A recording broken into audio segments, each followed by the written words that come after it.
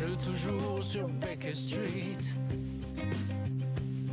Ce soir Sherlock aura la frite. Sanglots de violon à l'automne,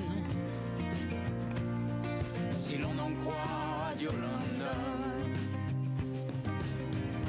Ici Radio Londres, on est armé pour vous faire de l'ombre.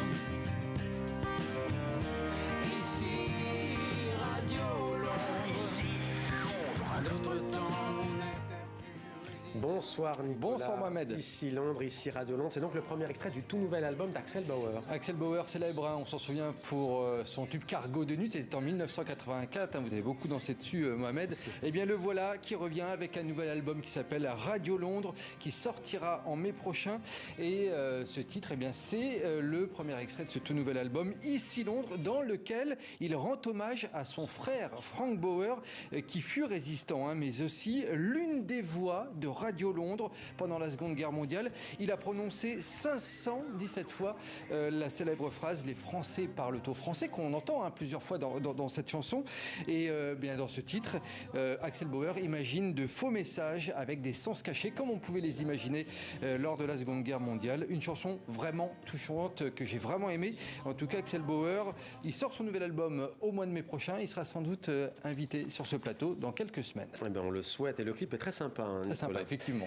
Ici Londres, on peut dire ici Bruxelles. Maintenant, vous nous emmenez dans la capitale belge. Dites-nous pourquoi. Et pas n'importe où, à Bruxelles, Mohamed. Pourquoi je vous y amène ? Eh bien, parce qu'on va aller dans les coulisses du Conseil de l'Union européenne. Vous le savez, la France a pris sa tête durant 6 mois. Tradition oblige, les pays ont l'habitude, durant leur présidence, de redécorer, de repenser le lieu, ce Conseil de l'Union européenne. Et la France, eh bien, elle a décidé de le faire en faisant appel à une dizaine d'artistes français. Le Conseil de l'Union européenne qui nous a donc de manière exceptionnelle ouvert ses portes. Et avec Guillaume Gouet, eh bien, on a pu découvrir ces nouveaux aménagements en avant-première. C'est avec cette œuvre monumentale et colorée que sont désormais accueillis les visiteurs du Conseil de l'Union européenne à Bruxelles. Son nom, l'étoffe de l'Europe, une installation représentant les drapeaux des 27 pays membres. Une œuvre majeure voulue par la France pour célébrer sa présence à la tête du Conseil de l'Union européenne. On a particulièrement apprécié ce tissage européen qui est à la fois un signe d'optimisme mais aussi un signe d'union. Il y a une trame qui fait l'union, qui fait l'unité de l'Europe. Donc on a voulu faire des œuvres qui sont dans le sens de notre histoire, mais qui expriment une profonde modernité. Et c'est, je crois, ça, le message que veut donner l'Europe à travers sa culture. Dans les bâtiments voisins, les couloirs, les salles de réunion et même les salons privés, d'autres œuvres sont présentées. Avec un objectif, promouvoir la diversité et le savoir-faire de la scène culturelle française. Et c'est aussi extrêmement symbolique d'apporter les artistes, les talents, les savoir-faire français au cœur de l'Union européenne, au cœur des pouvoirs de décision. Autant de mini-ambassadeurs, autant d'ambassadeurs aussi dans les gens qui vont voir ce projet. Et j'en suis sûre qu'ils vont l'aimer et qu'ils vont en parler autour d'eux.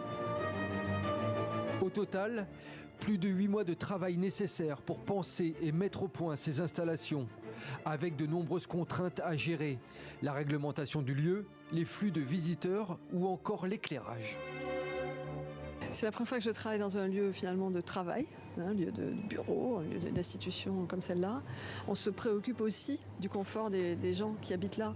Ça, c'est un lieu de ressourcement. Enfin, cette œuvre est un lieu de ressourcement. Ces gens qui travaillent ici, on passe de nombreuses heures en commission, avec sûrement des moments très stressants quand il y a les conseils européens. Et donc l'idée est d'avoir des lieux de repos, des lieux apaisants. On ne conçoit jamais pour personne, on conçoit pour les gens qui sont là.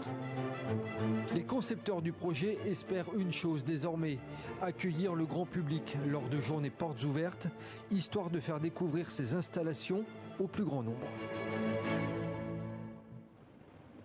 Et comme vous le dites, Nicolas, on espère que le grand public pourra découvrir tout cela. On reste dans la thématique avec un nouveau prix dédié aux photographes européens indépendants. Le prix Viviane Enders, je vous donne les critères de ce nouveau prix. Il faut être donc photographe indépendant, venir donc du continent européen et avoir, Mohamed, plus de 60 ans, puisque l'objectif, c'est de mettre en lumière les photographes qui auraient une fin de carrière assez difficile.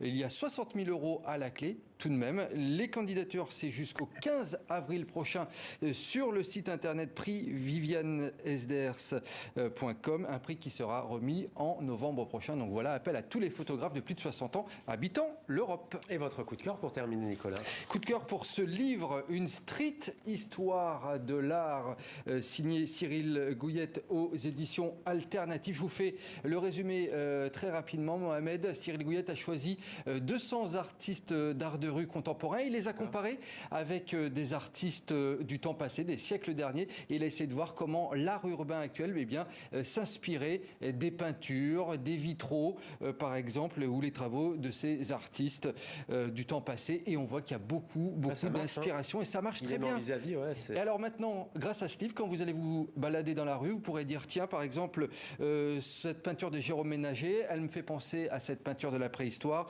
Ce travail de C215, il me fait penser à ce travail du Caravage, les vitraux gothiques à l'artiste Monkey Bird. Bref, il y a plein d'exemples comme ça. Moi, j'ai adoré. Je vous le conseille vraiment. Donc, une street histoire de l'art aux éditions alternatives de Cyril Gouillette.